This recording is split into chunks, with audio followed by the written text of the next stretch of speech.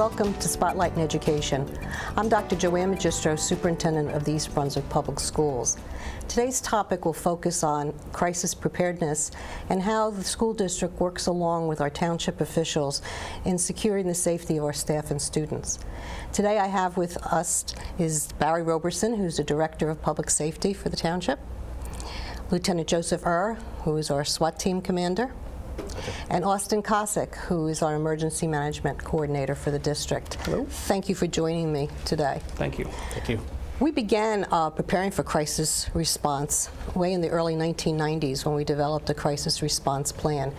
And also at that time, we worked on procedures in the school to deal with dangerous threats and how the school district would really facilitate those issues with kids and police authorities and so forth. And we also put in place way back then the beginnings of our character ed education, which we carry on until today. But I think one of the most important things that came out of that particular time was an agreement that was developed between the police department and the school district. It was a memorandum of agreement of which both parties had to sign. Barry, can you tell us a little bit about why you think that's an important document to have? Well, that document was developed by the Department of Law and Public Safety and then distributed out to all the various counties. And it gives us a formal procedure that lays out exactly how the two agencies should work together.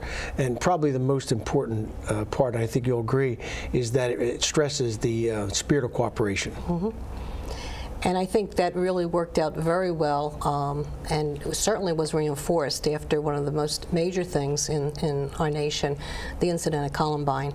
And I think following that, not only did the police department go through a number of trainings, so did the school administration in terms of how to respond to that kind of crisis. And certainly after Columbine, business was not as usual within the school districts. We really needed to firm up our procedures and so forth. And at attending national committees and meetings, one of the things that I learned, and I'll never forget the day I heard the superintendent from Columbine speak, and she said if there was one thing she could leave us with, is that before a crisis occurs in your school, make sure that you know the people on the other side of town, that you know who will be coming to assist way before the incident occurs. And so one of the first things I did when I came back from that conference was to reach out to the township, and that's when I met Austin Kosik. And Austin and I talked about looking at our crisis response plan and how it might be strengthened. And he introduced me to the notion of an all-hazard approach. And Austin, maybe you'd like to share that with us. Sure, absolutely. It was an approach that we take in emergency management is all hazard planning. And as an example, I brought with me this afternoon the emergency operation plan for the township. This is, believe it or not, the basic plan. And then we create addendums to that plan to dovetail with specific categories as in school planning. And within the school planning, we use the all hazards approach, which includes mitigation, preparedness, response, and recovery. And within that, we look at breaking it down. For a mitigation effect would be if we needed to look at a specific hazard that may be taking place and can we prevent that from happening, we'll mitigate the situation. And then we'll move on to a prevention aspect to say, okay, we mitigated this, let's kind of keep this from happening again. And then in the event we would have a response, we'd be able to put our plan into effect to have the responding agency respond specifically for that particular incident, and then naturally recover for whatever took place to get your school back into service as quick as possible, get the students back in, and get back to normal day-to-day activity. We kind of look at this in a broad spectrum, not specifically at one particular item, but we move around and look really out-of-the-box thinkers for the planning aspect of it. That's what we utilize the all hazards approach. What I thought was really enlightening to me, as we worked together, I think shortly thereafter there was a major hurricane coming into town, and Austin called me, and I went over and joined the team in his what do you call that It's center? the Emergency Operations Center. The Emergency Operations Center, and impressed that there were people, from the police department, from the fire department, from all members of the community sitting around that table talking about what kinds of things we could anticipate happening and how we could all work together to ensure the safety of our community. So it really is a marvelous operation you have over there. We utilize the EOC in the event we have an incident that is, to begin with, going to be long duration. We'll move the operation down into the EOC, the Emergency Operations Center. Or if we have a pre-planned event coming in. And we'll bring basically everybody around the table, that the agencies that are going to be affected by it. And it's more utilized as a think tank. We create an incident action plan, and then we apply that plan out into the incident and make it come to a successful ending. And it's a good place to get into and utilize your operations. We have the technology that is needed, and it's a very good room to work out of. One of the things that we did, Austin, I thought was really important, is that when we developed the committees, each part of the crisis plan has a different incident that may occur, whether it be kidnapping or a national disaster or a death in school or what have you, or chemical spill. And we had subcommittees on each one of those topics, and we had representatives from the community, parents on there, but we also had people from the township who would deal with that chemical spill if it happened. What member of the township personnel would be involved in that. And they sat with us and worked on our crisis response plan. And I really thought how did you feel about that whole process? What is nice is we have a school safety committee, crisis committee of a baseline of people. And we sit down and we meet and we look at the plan on a regular basis, and we recognize areas that may need some more expertise in it. And we reach out for the people to bring in. As an example, with a flu pandemic, we were able to reach out to the community. We were able to bring in a Dr. Zyward, that's in town, who is a professional doctor. He's also a pharmacist, so a perfect individual to bring onto the committee to say, when we get a flu pandemic, if we get an avian flu situation, what's the best way for us to handle it under your expertise? And we've done that with a number of different planning aspects. It's another tool that we use in planning, and we're lucky to be able to get out into the community and get these people. And it's good that the baseline school crisis committee recognizes that we can do that and bring in other people, draw them in to help us out with the planning process. It's sort of like dovetailing and meshing government with private sector, and I really believe that theory. One of the other things that the school district did as they were getting prepared for all this was to hire a consultant, a security audit, who also worked with the police department and us, but worked with us to give some idea to the Board of Education of where the district was in terms of securing the schools and that for these kinds of incidents. And they really came back with some really good ideas that we have already instituted. I mean, everybody that out of that committee, out of that report came the recommendation that every staff member wear an ID. That's all been put in place. That we have security people at each of the doors in every school, and that's in place. That we have cameras at the secondary schools, around the buildings and within the buildings, and that's in place. So they gave a lot of good ideas to us. But I think what was really impressive and made the staff proud was a quote that they made in their report, and I'd like to read it.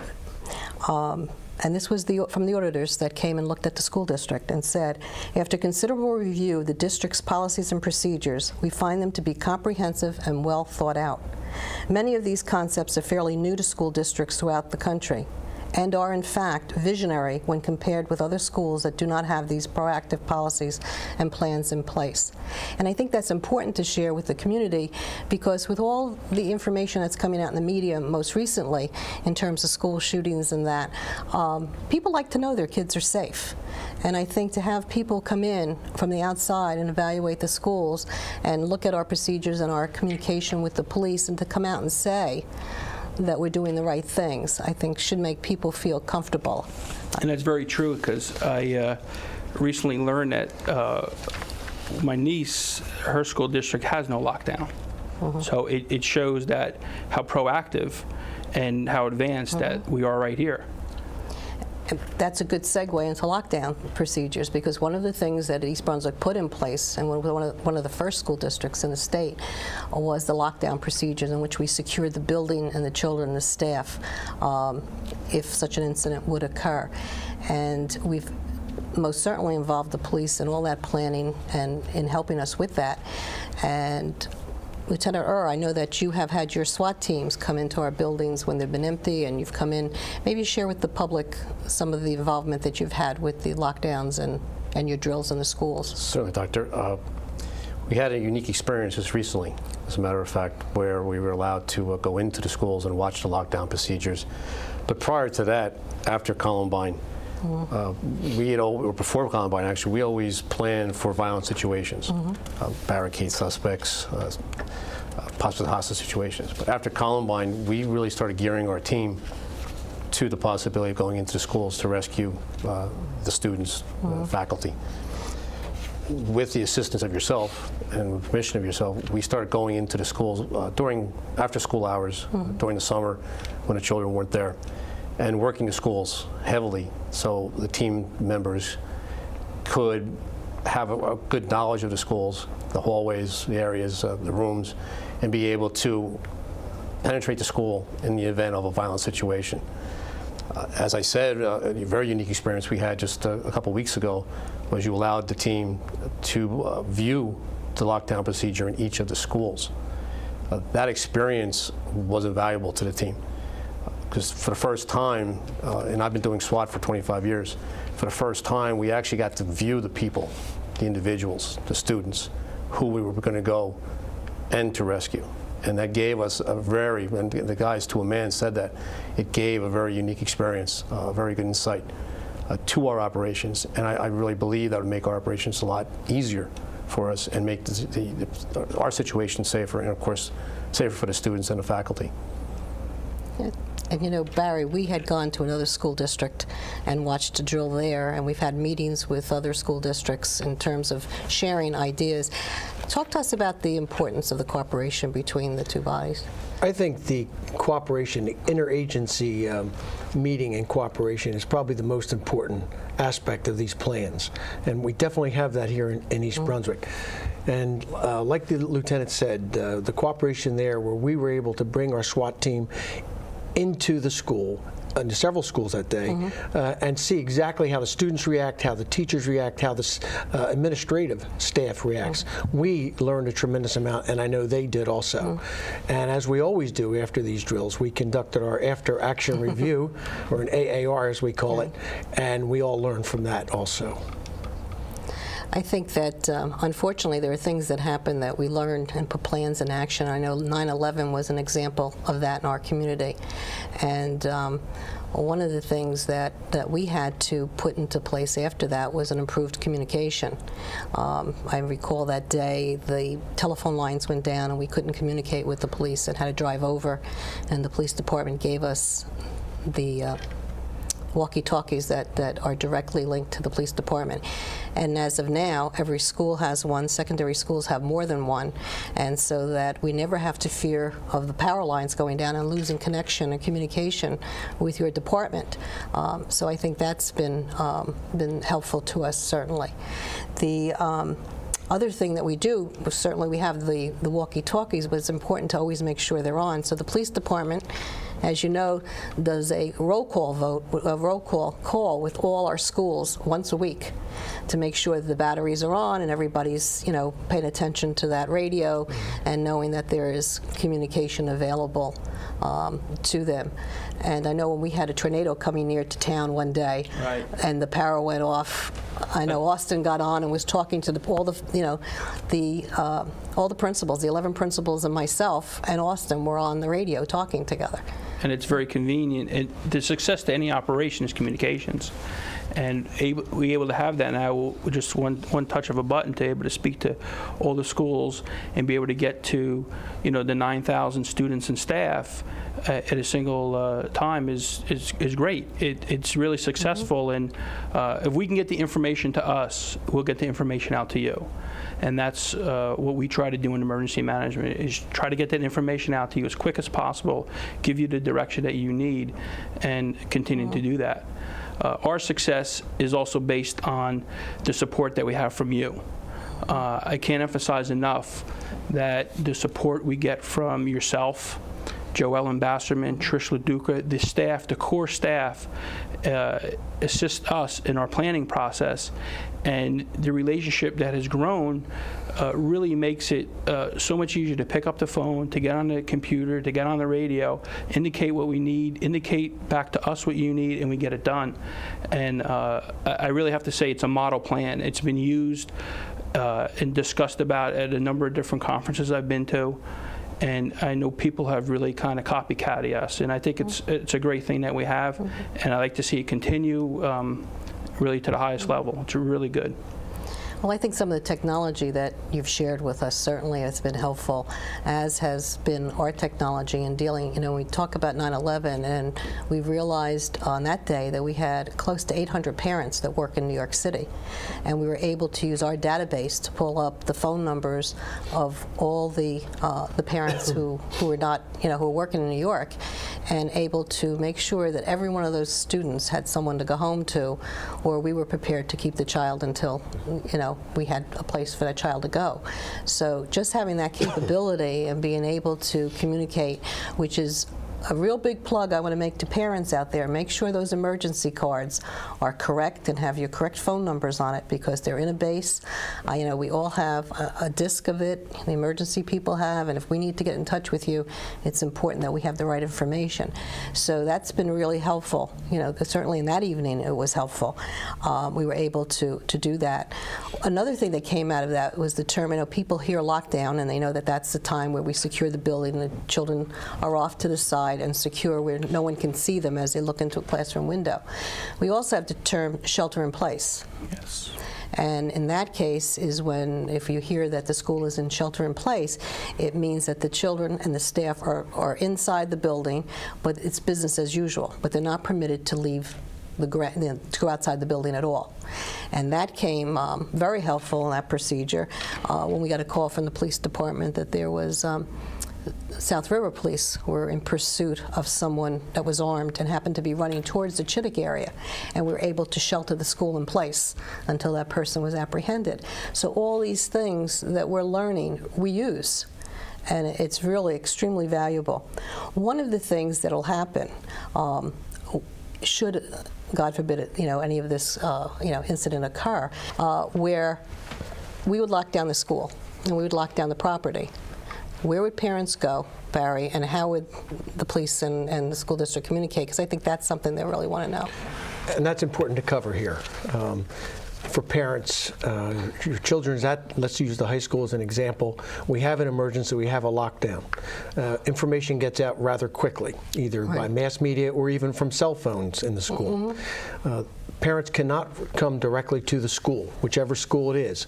We have a site for parents at the Hilton, where parents can go there, and we will have communications set up with the school and the police, and the parents can get the status of what is going on at the school.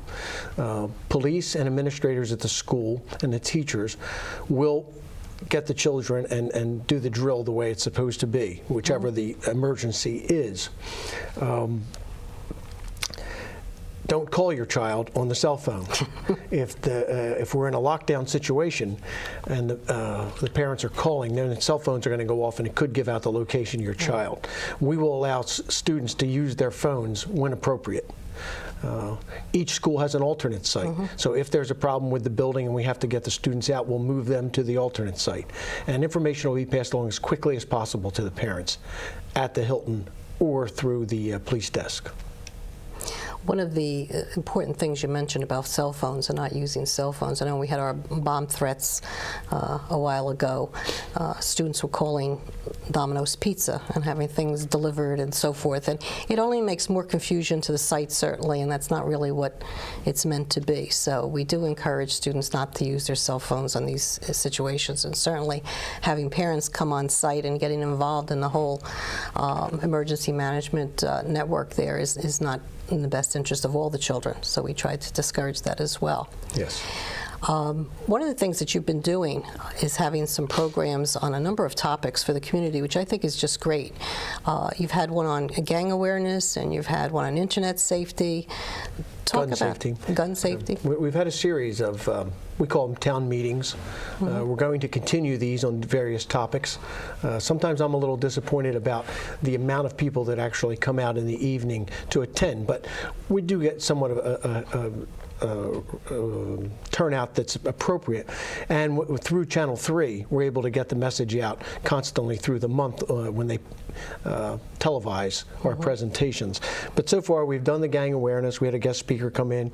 We're fortunate to have our own internet safety expert at East Brunswick Police. He is currently training now for a one-year training program with the State Police Computer Crimes Task Force. But he comes back and they do presentations. We'll be putting that on Channel 3 soon, I hope. And the gun safety, not only did we do the program, but at this time, any citizen from East Brunswick can stop by police headquarters and pick up 2 gun locks for free. I think it's really important that the public education are out there. Parents always have questions about what to look for and what to be aware of, and I think having the police department, run those, as well as the school district runs, those kinds of programs. The more information I think parents can get to understand what's going on in the lives of their children, it's better for all of us, certainly. I know many of the things that happen here at school start at home, start on that computer. Dialogue between kids at home, flow into the school and that kind of thing. So parents really need to be aware of this in this day and age of the technology that the children are using. If you can give an advice to a parent, what would it be, Barry, in terms of safety and students and? Well, I think what you covered there with the computer it may be the best point. You have to be involved with your children. I think we all know that, but everyone has a lot of demands on their time.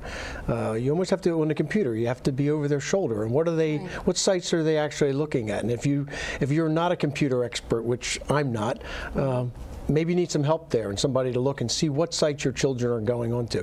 Are they communicating with strangers? Because the child, in many cases, think they're dealing with a 12, 13, 14-year-old person. In reality, are dealing with an adult. And the same goes with gun violence. Know who the children are that your children visit. Keep them aware that any gun is probably a loaded gun and not to be around guns. Things like that. The parents have to be involved in talking with their children. And I think it's important, Lieutenant Early, I think you would agree, on people in the community keeping their eyes open for things that are not normal, and to be able to let us know, let the police department know what's going on in their community. Certainly. They call it intelligence. It's just a matter of information obtained by the public, because the people in the area are the ones who know their community, know their immediate area. They know if something's gone awry, something's going wrong, something is out of place, something doesn't belong there. And when they give that information to us, it affords our officers to go, respond, and I'm not talking about it even in a SWAT situation, a patrol situation, where a car can go and investigate a situation when someone gives us information. So the eyes of the community are our most valuable asset we have out there. And I know that in terms of parents and activities over someone else's house, and you mentioned a little bit about that, people need to feel comfortable picking up the phone and saying to a parent, is there supervision in that house? Or I think one of the examples also was the parent that saw the SWAT team around the school. Mention that to us, because I thought that was interesting. It was rather also unique. We had our SWAT team was in their suit and ties. They couldn't really identify who they were. However, they were on the outside of the school looking in to view the situations. and a concerned, I believe it was a mother, called up headquarters and advised that there was 2 suspicious guys walking around the schools and what's going on. Right. And of course they related it to us, and we advised what it was. It was actually police, but it was good to hear that people were looking out for the schools. That was a good thing. Excellent thing. One more thing, Austin, in terms of emergency management. When students are sheltered in place for a long period of time, you know, many parents say, what does that mean? You know, what kind of services come in? You have often said they wouldn't be there longer than the day. But Right. how long would they be, and what kinds of things would be going on in the school? In our planning process, when we look at the sheltering in place, naturally, we will shelter in place for a specific reason. As an example, say there's a hazard material spill, and the air in the general area is not stable for you to be in, but your air inside the school is fine. We'll shelter in place, and naturally, we look at the population of the school, and again, all hazards, the other populations around, and what we will do is we put that in a priority list to get the children and the staff out of there as quick as possible in a safe manner. If the time frame continues to go on, we will bring resources into the school as food, water, whatever it takes to make your environment there as comfortable as possible. In emergency management, we're also a resource people. We get the resources that are needed to help the professionals in the field, police, fire, EMS, health department, whatever it may be, to get their job done as quick as possible and the most efficient. We have the avenues to go up from a county, municipal, state, and federal level to bring in those resources, and that's what we would do. Naturally, the schools have an amount of food, water, and equipment to sustain themselves until we can bring in and supplement that. But again, that's in the planning process. One thing I want to mention is that the plans work. We've practiced the plans in a exercise scenario format, and we've had actual occurrences that we had to actually go to the plan and use them. And by doing these fire drills, these lockdown drills, these shelter-in-place drills, and when the real occurrence happens, the plan gets into action, and the staff and students do a wonderful job. And I can't overemphasize that when you do these fire drills and you do the lockdown drills, to take them in a serious fashion, because when the actual event occurs, these drills are going to, this procedure is going to run much smoother. Well, in the last minute that I have left, I do want to say thank you. Thank you for the students, thank you for the staff, because working with your department and the gentlemen certainly that are here today, but many more, we owe a great deal of debt to the police department for their involvement with the schools on many different levels. And I just want to thank you from the students and the staff, knowing you're there. And now I hope the community, in watching the program, will also feel as confident as we are to know that we have such a group of individuals and a program and a department that it's there for us and our kids. Thank you. Thank you. Thank you very much. And thank you for joining us on Spotlight in Education.